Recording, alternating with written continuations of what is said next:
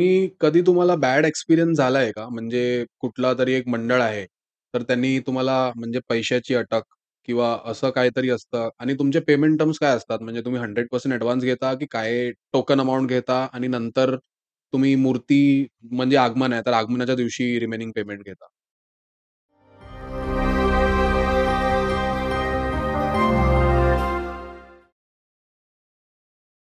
नाही, हा बरं झाला हा मुद्दा घेतला. तर ह्याच्यावरती पण मी ओपनली बोलतो. एक की काय असतं ना, की आपण ॲडव्हान्स पेमेंट घेतो ना, बरेचसे मंडळ आहेत ना, मे, जूनपासून बुकिंग स्टार्ट करतात. बऱ्याचशा मंडळांच्या फायनान्शियली कंडिशन टोटली फक्त त्यांच्या अ, वर्गणी. वर्गणीवरती डिपेंड असतं. तर हं. त्यांचं होतं कसं ना, स्टार्टिंगला ठीक आहे, आम्ही कन्व्हिनियंट करतो, की 20% द्या, 30% द्या बुकिंग टोकन अमाउंट. त्याच्यानंतर मिडलमध्ये 50-60 मूर्ती बनेपर्यंत 70-80% पूर्ण घेतो. मूर्ती न्यायच्या आधी माझा क्रायटेरिया आहे, की मी पूर्ण 100% पेमेंट पण कधी-कधी काय होतं ना, आपण ज्याच्यावरती विश्वास ठेवतो ना, तीच लोकं आपला कधी-कधी घात करतात आणि हे लास्ट इयर झालेलं आहे. मी काय त्या मंडळाचं नाव नाही घेत, कारण मला शेवटी एक देवाचा उत्सव साजरा करतात. त्यांची त्यांना हे ऐकत असेल तर लाज वाटत असेल. तर मी गणपती बुकिंग मेमध्ये जर केलंय तुम्ही माझ्याकडे, तर मेमध्ये बुकिंग केल्यानंतर तुम्ही तुमचा क्रायटेरिया तुमचा क्लिअर पाहिजे ना, की आपली ट्रॉली किती प्रिपेअर आहे. बरोबर. आपण काय करतोय? आपण ट्रॉली टायमिंग दिलेला आहे त्याच्यामध्ये द्यायला पाहिजे. बरेचसे मंडळ असे आहेत ना, की मूर्ती बुक करतायत मेमध्ये येऊन, पण तुम्ही न त्याचा पाठ आणून देताय, न तुम्ही पुढच्या गोष्टी फॉलोअप करताय. का तर तुमची फायनान्शियल कंडिशन तुमच्याकडे पैसे मागितले जातील म्हणून असेल. सेकंडली तुमच्याकडे त्या गोष्टीसाठी प्रिपरेशन नसेल, पाटासाठी म्हणा, ट्रॉलीसाठी. मग ह्या सगळ्या गोष्टींचा तुम्ही आधी अभ्यास करा आणि मग तुम्ही मूर्ती बुकिंगला येत जावा ना.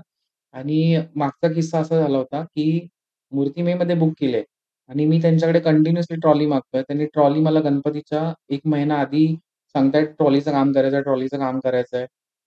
मला वाटतं मे, जून, जुलै, ऑगस्ट मागच्या वेळी सप्टेंबरमध्ये गणपती होते. बरोबर. हां. ऑगस्टच्या 10-15 तारखेला ते मला येऊन सांगतायत, की आमची ट्रॉलीचा प्रॉब्लेम आहे. तर स्टँडिंग मूर्ती बनवायची होती. मी त्यांना सांगितलं, "ट्रॉली जोपर्यंत मला दिसत नाही, तोपर्यंत मी तुम्हाला काय त्याचं सांगू शकत नाही." तर स्टँडिंग मूर्तीचं त्यांनी बुकिंग केली. पण ट्रॉलीच प्रिपेअर नाही त्यांची ते गणपती पेलण्यासाठी. म्हणजे सगळ्या गोष्टी बघायला लागतात. तोल जाईल, काय होईल, एक्स-वाय-झेड. तर ऐन टायमिंगला त्यांनी बसलेली मूर्ती सेटिंग चेंज केली. गणपती यायला आय थिंक 15 ते 20 दिवस राहिले होते. आणि त्यांची ट्रॉली त्यांच्या एका ट्रॉलीमुळे ना पुढचे 2 ट्रॉलीचे गणपती माझे अडकलेले होते. का तर मी ते बनवू शकत नव्हतो. कारण ह्यांच्या डेट पहिल्या होत्या आणि त्यांच्या डेट पाठीमागून होत्या. आणि ट्रॉली सेक्शन घेताना पण आहे गणपतीची अरेंजमेंट करावी लागते आम्हाला पाटांची पण, की 10 तारखेला कोणते जाणार आहे, 15 तारखेला कोणते जाणार आहे. ह्या हिशोबाने त्या ट्रॉल्या दोन्ही अडकलेल्या. माझ्या कामाची इतकी बँड वाजली होती तेव्हा त्याच एका मंडळामुळे. आणि अजून एक मंडळ होतं. एकच नव्हतं, 2 मंडळं होती. तर त्यांनी काय केलं, की त्याच्यामध्ये ठीक आहे आणि त्याच्यानंतर सेटिंग पोच चेंज केली. त्यांना गणपती नो डाउट खूप चांगला बनवून दिला. पण एंडिंगला काय होतं ना, सगळे आर्टिस्ट सगळ्या प्रत्येक कामामध्ये बिझी होतात लास्टचे 10-15 दिवस. बरोबर. आणि आपण त्यांना फोर्स नाही करू शकत. प्रत्येक गोष्टीचं आधी प्लॅनिंग केलेलं असतं. तसं तुमच्या मूर्तीचं पण मी आधी प्लॅनिंग एक वेगळ्या रूपाने केलं होतं. तुम्ही एंड टायमिंगला चेंज केलंत. ठीक आहे, त्याच्यामध्ये काय तर त्यांचं फक्त ना हार्डली कमळ नीट नाही बनलं म्हणून त्यांनी ना जवळ-जवळ 70% अमाउंट पेड न करता घेऊन गेले आणि त्याच्यामध्ये तो माझा मित्र आहे. 70% अमाउंट नाही दिली. 70% अमाउंट त्यांनी दिली नव्हती हां. आणि मित्र आहे म्हणून मी त्याला ठीक आहे देईल, असं केलं मी. आणि जेव्हा त्यांच्याकडे पैसे मागायला येतील तेव्हा भाईगिरीची वार. मी पण पक्का लालबागकर आहे. मला पण सगळ्यांना उत्तरं देता येतात. त्याला वाटलं हा काय करेल म्हणून. तर मी पण तू इथेच राहिलोय. हिम्मत असेल तर वन ऑन वन येऊन माझ्याशी समोर पर्सनली बोलायचं. ही चूक तुमची पण आहे. आता मी एवढं एक्सप्लेन केलं त्याच्यात माझी चूक कितीपर्यंत आहे मला हे तूच सांग, की बाबा दादा तू चुकला असशील कुठेतरी. नाही, ह्या गोष्टी तुम्ही स्वतः पण मंडळांनी ना लक्षात ठेवणं खूप इम्पोर्टंट आहे, की आपण काय करतोय? आपण समोरच्याशी काय बोलतोय? आणि तुम्ही ज्याच्याकडून देव घडतो त्यालाच तुम्ही शिव्या देताय, त्याच्याशीच तुम्ही उलट-सुलट बोलाल, तर तुम्ही ती देवाची प्रतिमा बसवण्याचा अर्थच नाही. तो देव तुमच्याकडे कुठल्या रूपाने येईल आणि कुठल्या खुशी म्हणजे कुठल्या प्रसन्न मनाने तुम्हाला आशीर्वाद देईल, की ज्याच्याकडनं तुम्ही बनवून आणताय त्यालाच तुम्ही शिव्या का करताय? तर आता ते 70% जे अमाउंट त्यांनी नाही दिलेली, तर ते त्या मंडळाने दिली? नाही, अजून पण नाही दिली आणि त्यांनी ह्या वर्षी गणपती पण दुसरीकडे बुक केला. त्याला मी वर्षभर पेमेंटसाठी मी मागतोय. तो मला टाळाटाळ करतोय. एका स्टेपला आहे ना घरच्यांनी पण माझ्या घरच्यांशी पण उलट-सुलट बोलणं झालं. माझ्याशी पण उलट-सुलट बोलला तो आणि नंतर मी सोडून दिलं. मी बोललो, "जाऊ देत." आपल्या रक्तात नाही आहे, की एखाद्याची बदनामी ओपनली करणं. तर त्याला मी फोन पण केले खूप वेळा. नाही, त्याने पेमेंट दिलं नाही आणि माझा एक वेल्डिंगवाला होता. त्याला पेमेंट देतो सांगितलेलं. त्याचंही पेमेंट त्यांनी केलं नाही असं वेल्डिंगवाला मला बोलत होता. ही गोष्ट मला मागे कळाली. म्हणजे तुम्ही इतका खोटेपणा तरी ॲटलीस्ट करू नका. जर तुमच्याकडे आणि आणखीन एक, की तुमच्याकडे मोठे-मोठे डेकोरेशन मंडप बनवायला, भंडारे करायला पैसे असतात तुमच्याकडे. ज्या गणपतीची प्रतिमा तुम्ही आणता, त्या गणपतीचे पैसे देत नाही, तर तुम्ही कसला गणेशोत्सव साजरा करता? तुमच्या ज्या ढोल वाजवण्याने किंवा तुमच्या डेकोरेशन करण्याने किंवा तुमचं जेवण घालण्याने गणपती खुश नाही होणार आहे. अरे तुम्ही ज्याच्याकडनं मूर्ती आणला त्याच्या डोळ्यात पाणी ठेवाल ना, तर तुमचा गणपती तुम्हाला कसा पावेल? खरी तुम्ही गोष्ट आहे. वर्षभर अडचणीतच राहणार. आणि ह्याचं उत्तर आहे ना, देव टाईमिंग टू टाईम देतो प्रत्येकाला. ह्या गोष्टी ना सांगाव्या नाही लागत. बोलतात ना, देवाची काठी चालते. तसंच आहे, की तुम्हाला कधी ना कधी ती काठी पडणारच.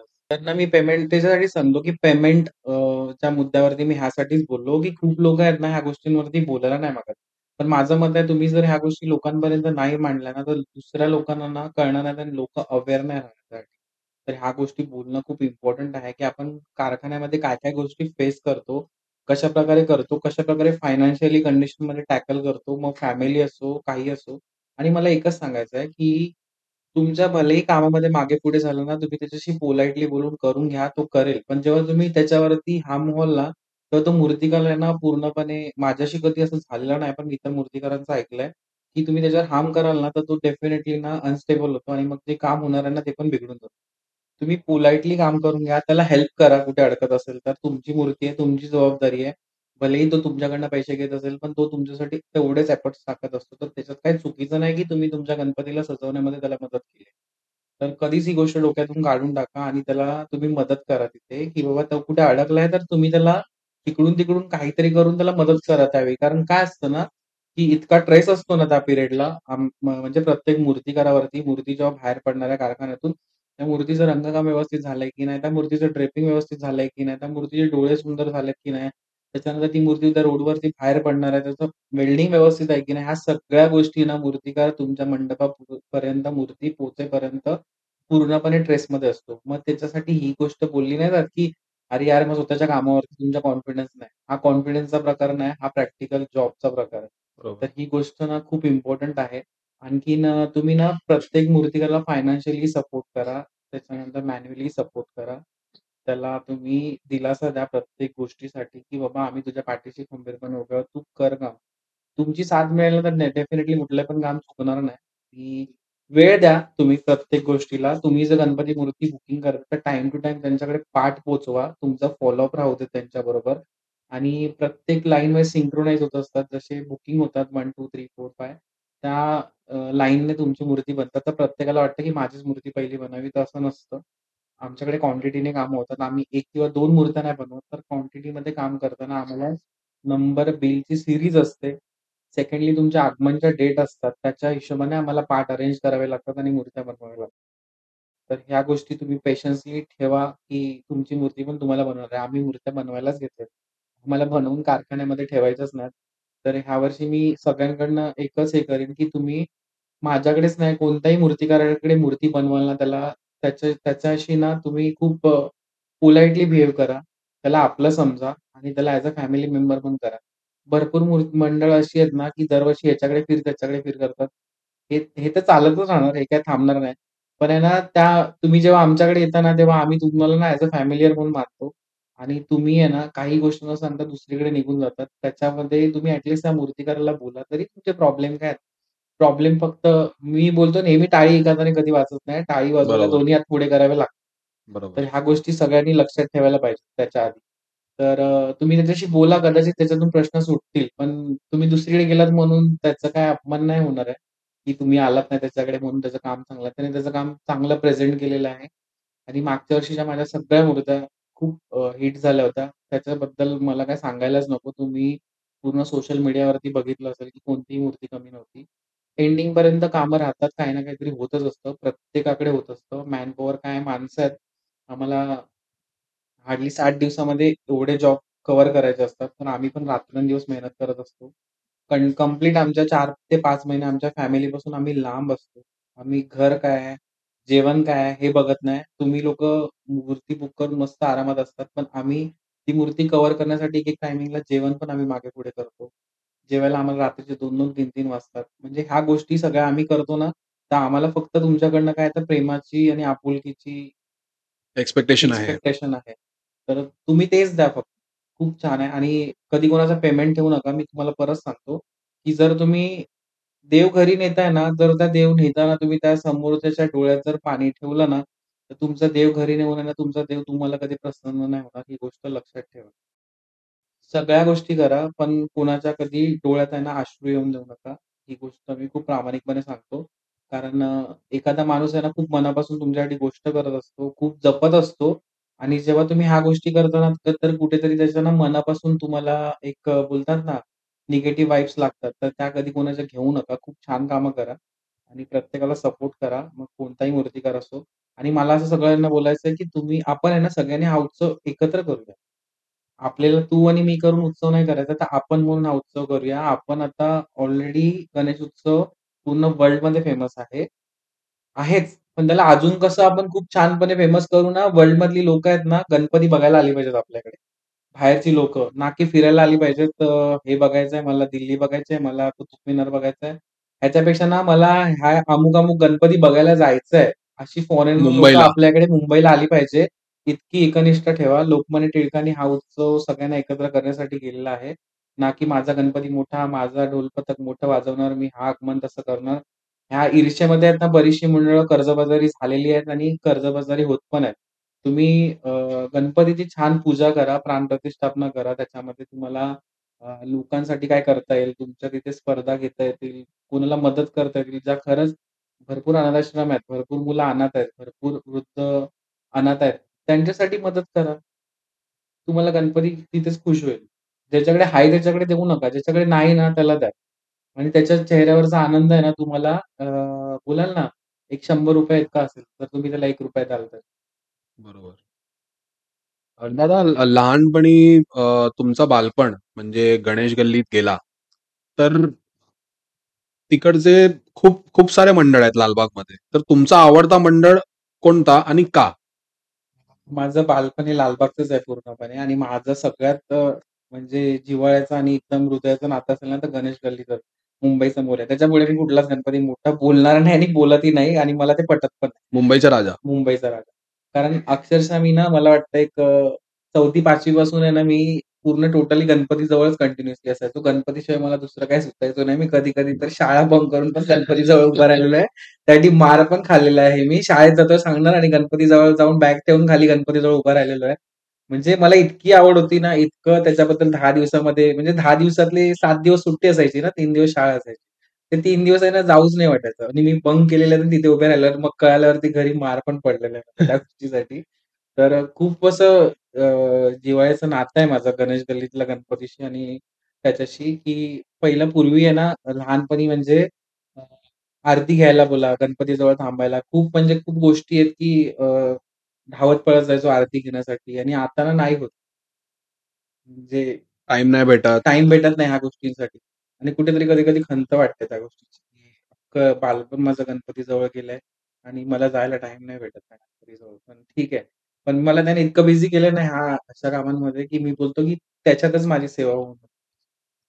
तुम्हाला बाप्पानी एवढं सगळं दिलंय दादा, की तुम्ही वर्षभर बिझी असता, तुमचं काम चालतोय. तुम्ही तुमची नॉलेज, जे पण तुमची नॉलेज आहे म्हणजे ड्रेपिंग, आयडल मेकिंग हे लोकांसमोर तुम्ही आणि लोकांना शिकवतात. तर हेच खूप मोठी गोष्ट आहे. राइट. का माहिती आहे? कारण मी एकच गोष्ट लक्षात ठेवतो, की आपण आपल्याकडे जेवढं आहे ना, तेवढं आपण दुसऱ्याला दिलं पाहिजे. आपण जाताना काही घेऊन नाही जाणार आहे. आपण आलो होतो त्याच हिशोबाने ना आपण जाताना पण तसेच जाणार आहे. आगीतच जाणार आहे. त्याच्यामुळे आपल्याकडे काही राहणार नाही. आपलं सगळं जळून राख होणार आहे. त्याच्यामुळे आत्ता कोणाला तरी दिलत ना, तर तो पुढे नाव काढेल आपलं, की ह्या माणसाने मला दिलं. भले मी नसेल ना ह्या जगात तरी पण तो व्यक्ती बोलेल ना, "अरे, त्या दादाने मला तेवढं शिकवलेलं ना, म्हणून आता मी इथे करतोय." एखाद्याचं घर चालतंय आपल्या त्या बरोबर. गोष्टींवरती. ह्याच्यापेक्षा इम्पोर्टंट काय आहे, की एखाद्याला रोजगार मिळतोय. तो त्यावेळी ते आपलं मनापासून नाव काढतो ना, आपल्याला तेच खूप इम्पोर्टंट आहे.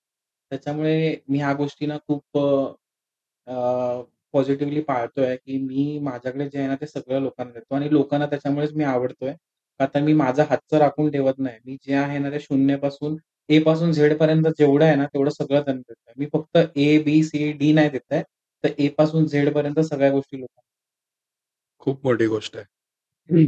आणि ॲक्चुअली सगळ्यांनी करायला पाहिजे तसं. का तर आपण जर एखाद्याकडनं घेतोय, पेमेंट घेतोय, तर त्याला त्याचं सॅटिस्फॅक्शन असणं खूप इम्पोर्टंट आहे. मी कुठली पण फील्ड असो, नॉट ओन्ली फक्त माझी अकॅडमीची बोला, तुम्ही कुठली पण गोष्ट पर्चेस करताना कपडे आपण घेताना पारखून निरखून बघतो. तसंच हा प्रकार आहे. आपण जर देतोय ना लोकांना, तर त्यांना पूर्णपणे द्या. फसवणूक नका करू कोणाची.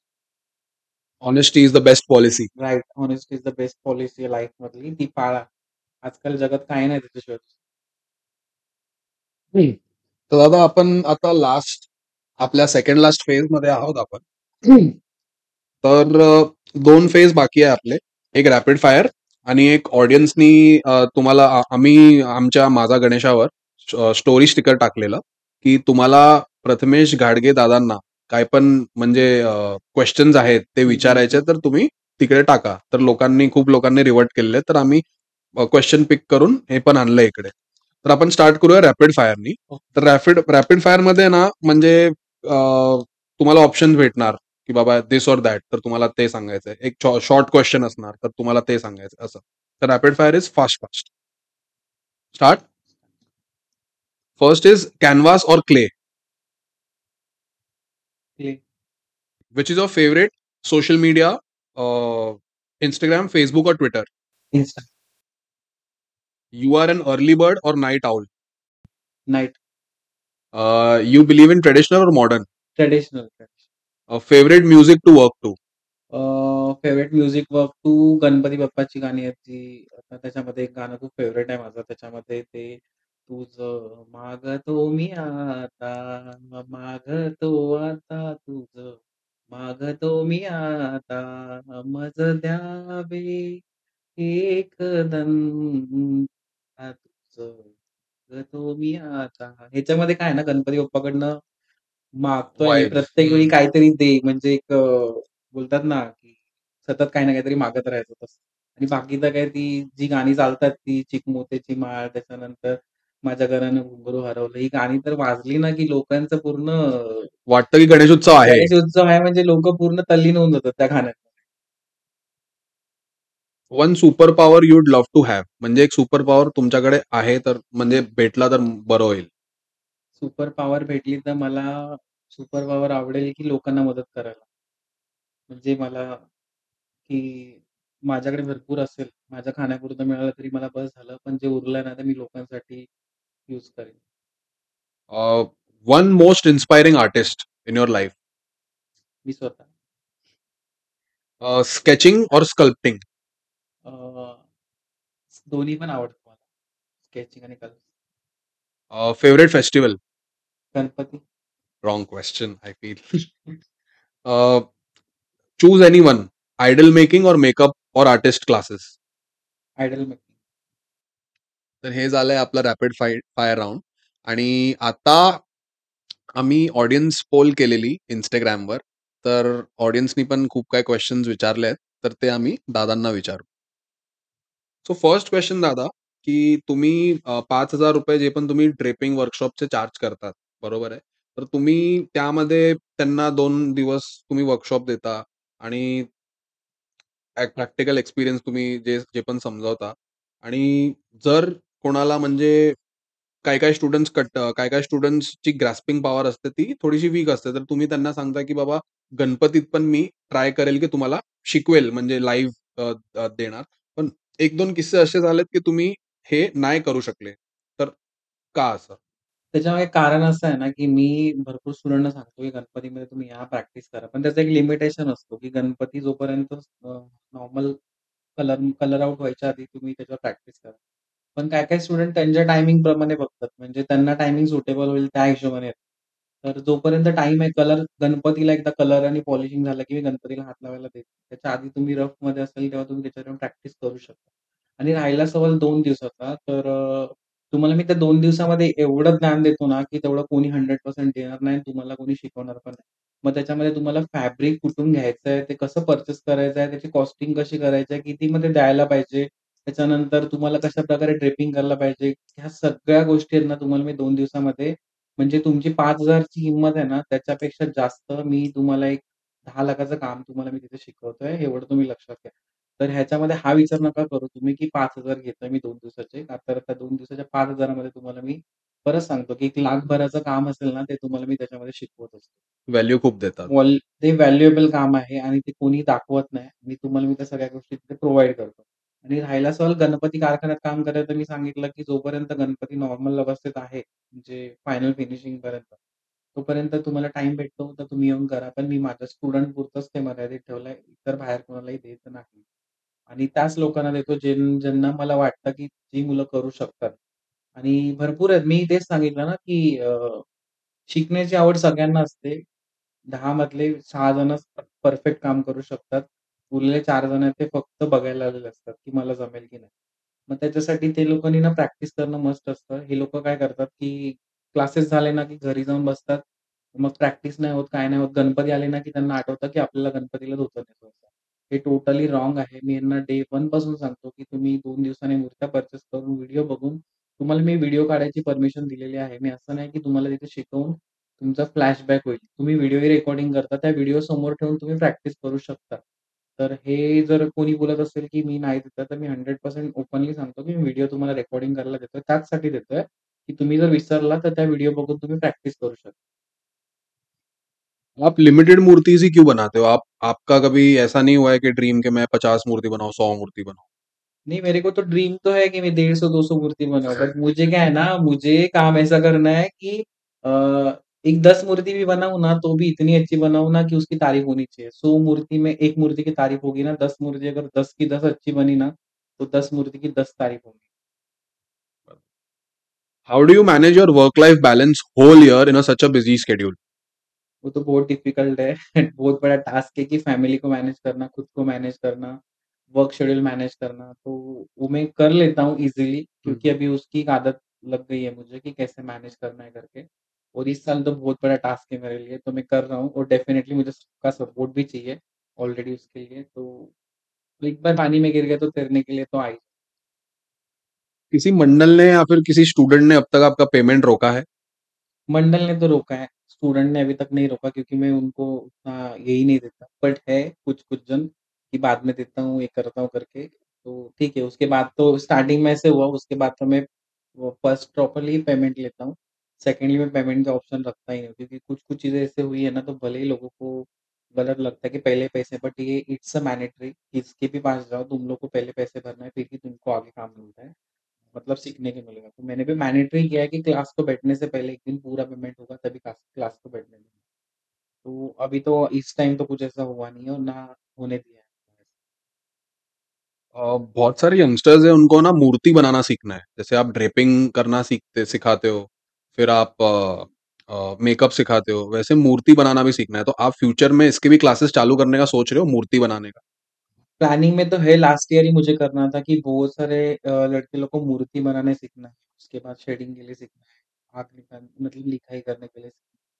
तो इसकी भी प्लानिंग में है, बट क्या है ना कि अभी मैं धीरे-धीरे एक-एक एक्सपांड कर रहा हूँ ना, एक-एक स्टेबलाइज़ेशन करके मैं आगे जाऊँगा। तो डेफ़िनेटली बहुत सारे सिखाने वाले, बट लोगों को मेरे से ही सीखना है। ये बात एक अच्छी लगती है मुझे कि बहुत सारे आर्टिस्ट हैं, उनको मेरे से काम सीखना है, कुछ भी हो। तो डेफ़िनेटली ड्रीम सबका हम लोग कंप्लीट करेंगे, बट उसके लिए धीरे-धीरे करूँगा मैं। ऐसा नहीं है कि मैं सब काम चालू करूँ और इस काम पे, उस काम पे उसका असर पड़े। तो मुझे इसमें टीम वर्क लगेगा, तो मैं धीरे-धीरे एक टीम सेट कर रहा हूँ। तो डेफ़िनेटली अगले साल के लिए तुम लोग का ये ड्रीम आई थिंक पूरा हो जाएगा कि हम लोग एक-एक सीक्वेंस वाइज़ काम चालू करेंगे सीखने। और इस टाइम जैसे आपने मुंबई सा मोरिया बनाया था लास्ट टाइम हाइड्रोलिक कॉन्सेप्ट का, तो इस टाइम कुछ अलग कॉन्सेप्ट देखने मिलेगा गणेश उत्सव में आपके अ, तरफ से? श्योर रहेगा, इस साल भी मेरे जो गणपति रहेंगे उसमें भी अलग-अलग रहेगा। हर एक गणपति में मेरा अलग-अलग कुछ ना कुछ तो होता ही है। भले ही मैं ड्रेपिंग में करूँ या फिर गणपति मूर्ति में करूँ या उसके प्रभावल में करूँ। ड्रेपिंग में तो मैं मास्टर ही हूँ, तो मैं पूरा उस पे कॉन्संट्रेट करता हूँ। मेरा लुक पूरा होता है ना, मूर्ति के मुकुट से लेके मूर्ति के पैर तक, पूरा ओवरऑल लुक कैसे कंप्लीट दिखना चाहिए, इस पे ही ध्यान मेरा ज़्यादा होता है। तो उसमें मैं थोड़ा-सा भी कॉम्प्रोमाइज़ खुद से नहीं करता हूँ। कि मंडल आके मुझे बताए कि इसमें ऐसा करो, वैसा करो। मेरे बहुत सारे मंडल आपको बता भी देंगे कि मुझे कभी बोलने की ज़रूरत नहीं पड़ी है कि इसमें ऐसा करो या इसमें इधर ये लगा है, उधर लो वो लगा है। वो मेरा काम है और मैं सब मंडलों को वही बोलता हूँ कि ये ना हर एक मूर्तिकार का काम है। जो करते हैं ना उनको बोलना, बट जिसके पास तुम लोग ऑलरेडी 2-3 साल से कर रहे हो ना, तो उनको मत बताना कि उनको हर्ट होता है उस चीज़ से। वो लोग खुद का काम कैसे करना है जानते हैं। क्योंकि वो तुम मूर्ति लेके जाने वाले तो 100% उनका नाम उधर लगने वाला है, तो उनको भी अपने नाम की पूरी 100% ये है कि अपना नाम लगने वाला है, तो उसको ध्यान कैसे दें? लास्ट ईयर आपने कितनी मूर्ति बनाई थी और ये साल आप कितनी मूर्ति बनाने वाले हो? लास्ट ईयर मैंने कंप्लीट 35 मूर्ति बनाई थी, बट इस साल मैंने 22 के पास ही रखा है मैंने, क्योंकि इस साल ऑलरेडी मेरा एक सेकंड वर्क भी बहुत फ्लो में है, तो मुझे ना दोनों वर्क मेंटेन करने हैं, क्योंकि लोगों की रिक्वायरमेंट बहुत है एज़ अ आर्टिस्ट, तो मुझे सबको ध्यान देना है। मतलब किसी को भी हर्ट नहीं करना है और ना मुझे किसी को तकलीफ देनी है कि उनको मेरे से काम करना है ना, तो मैं ट्राई कर रहा हूँ वन ऑन वन सब जगह पे पहुँचूँ। बहुत डिफ़िकल्ट है, बट मैं ट्राई करूँगा कि हर एक को मतलब उनके पास पहुँच के उनकी डिमांड एटलीस्ट पूरी करूँ। तो इसके लिए इस साल मैं थोड़ा-सा बुकिंग कम रख रहा हूँ। मेरी एटलीस्ट 70% बुकिंग हो चुकी है, 30% ही बुकिंग बची है अभी। तो वो भी आई थिंक ये 1-2 दिन में खत्म हो जाएगी। तो सॉरी बोलूँगा मैं बाकी के मंडल को जिसको इस साल मेरे से मूर्ति लेना था, बट पॉसिबल नहीं हुआ। बट नेक्स्ट ईयर मैं आप लोगों के लिए डेफ़िनिटली कुछ सोचूँगा, क्योंकि जनवरी से ही मैं प्लान करूँगा। मैं तुम लोग को यही बोलता कि तुम लोग मूर्ति है ना, गणपति आने से पहले 2 महीना बुकिंग मत करो। तुम लोग प्लानिंग करो कि दिवाली होने के बाद हम लोग अपनी मूर्ति बुक कैसे कौन से आर्टिस्ट के पास करनी है और बुकिंग स्टार्ट करो, ताकि वो आर्टिस्ट को भी काम करने का मौका मिल जाएगा और हम लोग अच्छे प्लानिंग पे काम करेंगे। बहुत सारे लोग हैं ना अभी भी गणपति आने से 1 डेढ़ महीने पहले बुकिंग ही करने जाते हैं। तो ये टोटली रॉन्ग है। तुम लोग अगर एक्टिविटीज़ दिखा रहे हो तो साल भर दिखाओ। जैसे मैं इसको प्राउडली बोलूँगा कि बहुत सारे मंडल हैं, जैसे लालबाग राजा है, गणेश गल्ली है, परेल है, उसके बाद मुंबई का महाराजा है। ये मंडल है ना टोटली 1 ईयर एक्टिव रहता है और इन लोग का ना गणपति जाते ही ना, दिवाली होते ही ना इन लोग का नेक्स्ट ईयर का प्लानिंग स्टार्ट होता है कि हम लोग को क्या करना है, हम लोग अगले साल क्या करें? वैसे प्लानिंग तुम लोग भी करो, भले ही छोटे मंडल हो, बट एक्टिविटीज़ एक्टिव रखो और इसके लिए तुम लोग है ना दिवाली के बाद से ही काम स्टार्ट करो और वो मंडल के मूर्तिकार के पास जाओ, तो डेफ़िनिटली तुमको बहुत 100% काम मिलेगा और फाइनेंशियल कंडीशन भी तुम लोग उस टाइम पे सेट कर सकते हो। ऐसा नहीं कि तुम लोग वर्गनी पे ही करते हो। बहुत सारे ऑप्शन है, तुम लोग हर एक जॉब करता है तो स्टार्टिंग में 100 भी रुपीज़ निकाला ना हर एक ने, तो साल के ₹1200 होते हैं। तो एटलीस्ट 100 लोग तो होंगे मंडल में। गणपति के लिए तुम लोग स्पेशली वर्क निकाल के कर सकते हो, तो तुम लोग की डिमांड भी पूरी होगी और वो सामने वाले मूर्तिकार को भी वो तकलीफ नहीं होगी कि इतने रेट में इतना होगा, इतना करना पडेगा वो बताने के लिए. सो दादा धन्यवाद, खूप खूप धन्यवाद तुमचा की तुम्ही आमच्या एपिसोडवर आले. आपने जो हिसाब से इन्फॉर्मेशन दी है, जो हिसाब से आपके वैल्यूएबल इनपुट्स दिए हैं, वो काफ़ी ज़्यादा हेल्प करेंगे हमारे यूज़र्स को और आपकी जर्नी बहुत इंस्पायरिंग है। आने वाली पीढ़ी, आने वाले सभी मूर्तिकार, एस्पायरिंग मूर्तिकार या एस्पायरिंग आर्टिस्ट आप जो भी बोल लो, ये जर्नी से आपको बहुत इंस्पिरेशन मिलेगी और मैं बहुत-बहुत तहे दिल से शुक्रिया करना चाहूँगा प्रथमेश दादा का कि वो इतना कीमती टाइम निकाल के अपना आए हैं। आज भी उनका वर्कशॉप था बट उन्होंने मेरे को सुबह-सुबह टाइम दिया और यहाँ पे आए, बातचीत की, अपनी वैल्यूएबल जर्नी बहुत ओपनली बताई। सो इसका मैं बहुत-बहुत दिल से आभारी हूँ प्रथमेश दादा आपका। थैंक यू सो मच आप आए हमारे show pay. Thank you so much. Thank you बोलूँगा मैं पहले कि आप लोगों ने इतनी अच्छा अपॉर्च्युनिटी दी, इतना अच्छा प्लेटफ़ॉर्म दिया हर एक आर्टिस्ट को। तो इससे ना हर एक आर्टिस्ट के प्रॉब्लम तो सॉल्व हो ही जाएँगे और बहुत सारे लोग हैं ना जो हम लोग को देख रहे हैं कि उनको हमसे इंस्पायर्ड है कि ये लोग कैसे करते होंगे, क्या करते होंगे, हम लोग जैसे बनना है। तो उनके लिए ना एटलीस्ट हेल्पफुल होगी ये स्टोरी कि कैसे हम लोग अपनी जर्नी स्टार्ट करते हैं। तो मैं थैंक यू बोलूँगा कि गणपति माझा और माझा गणपति पेज दोनों को भी कि इतनी अच्छी अपॉर्च्युनिटी आप लोगों ने आर्टिस्ट के लिए प्रेज़ेंट की है। तो चाहूँगा कि ये नंबर 1 पे हो जाए, पूरे महाराष्ट्र में नहीं वर्ल्ड में। तो डेफ़िनेटली हो ही जाएँगे जिस तरह से आप एफ़र्ट्स डाल रहे हो, जिस हिसाब से आप कोऑर्डिनेशन कर रहे हो, जिस हिसाब से आप प्रेज़ेंट कर रहे हो, जिस हिसाब से आप सब टीम वर्क कर रहे हो ना, तो डेफ़िनेटली ये 100% होगा ही। और गणपति बप्पा को यही प्रार्थना करूँगा कि नंबर 1 पे जाए हम लोग के पेजेस और ये चिराग और मनोहर जो भी कर रहे हैं ना, इनको खूब-खूब ऑल द बेस्ट और वर्ल्ड फेमस कर दो गणपति बप्पा। क्योंकि बहुत अच्छे काम कर रहे हैं लोगों तक पहुँचाने का। थैंक यू सो मच इसके थैंक लिए, you so much thank you so दादा। मच। गणपति बप्पा मोरया। मोरया।